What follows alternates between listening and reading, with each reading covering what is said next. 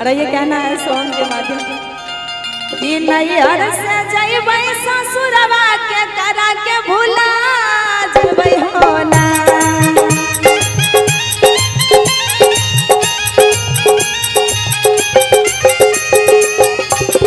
नैहर से जइबै ससुरवा के करा के भूला जइबै हो ना।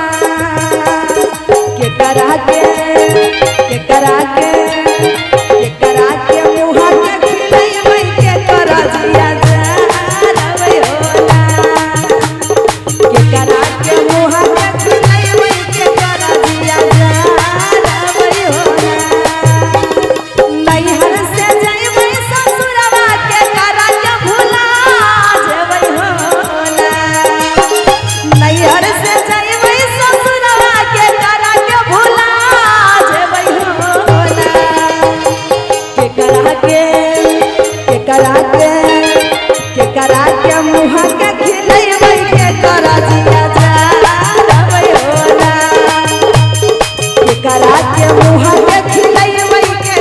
जिया जारबै हो ना।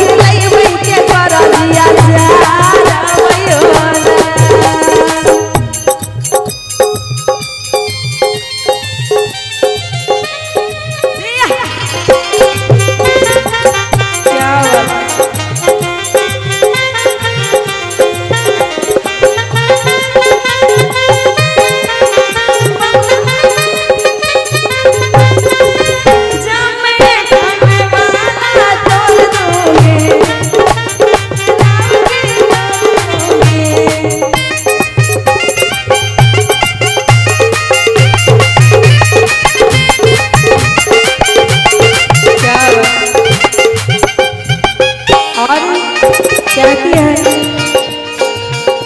इधर आ जाइए, इधर डांस करती है ना, तो इधर भी आके कीजिए, उधर भी आके, सबको न दिखाना है, बस इधर वाला का थोड़ा दिखाना है, इधर भी दिखाना है, उधर भी दिखाना है, बस गौरव जी को नहीं दिखाना है, ठीक है ना। सासू के देवै लटपनिया गोतिनी तरसा देवै हो ना, सासू के देवै लटपनिया गोतिनी तरसा देवै हो ना, सैया के मुहा के खिलैबै यार जिया जाबै हो ना, राजा के मुहा के खिलैबै यार जिया जाबै हो ना, नैहर से जइबै ससुरवा के तरह जिया जाबै हो ना।